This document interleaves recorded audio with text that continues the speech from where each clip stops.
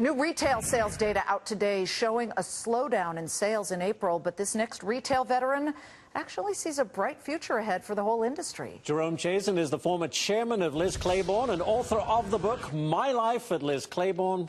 I bet it's an interesting read. He joins us now in a Fox Business exclusive. Jerome, thank you so much for joining us. You see a bright future. I do. Why is that? Well, first of all, I truly believe that consumers are confident about the future.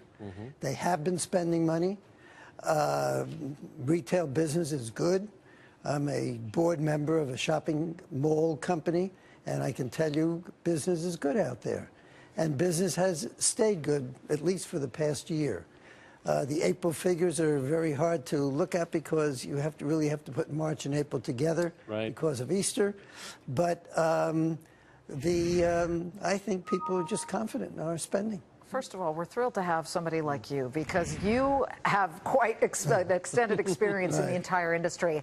So having been through booms and busts many different times, everybody was saying, oh, the weather was so good in the first part of this year, and so all the spenders push their spending up front and now they're stopping. Right. Do you see that as true? And do you think people won't buy anything for the rest of the year? No, not at all. I think weather is a factor. There's no question about it. It's not usually a significant factor except in certain little niche markets like gloves. You know, if it's not a cold winter, the glove business sucks.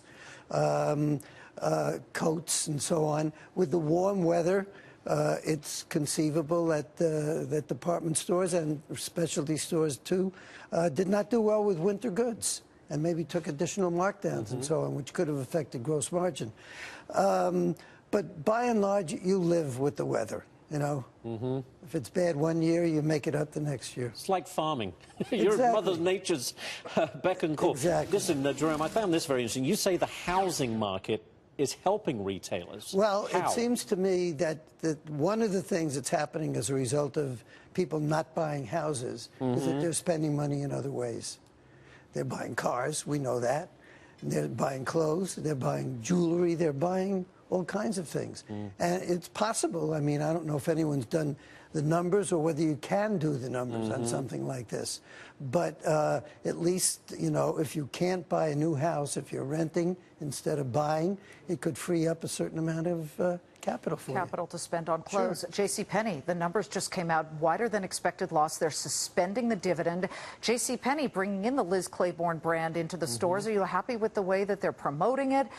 Do you think that some missteps have been made already by the new CEO, or is he on track? Well, he feels he's on track. The question is, will consumers accept what they're trying to do?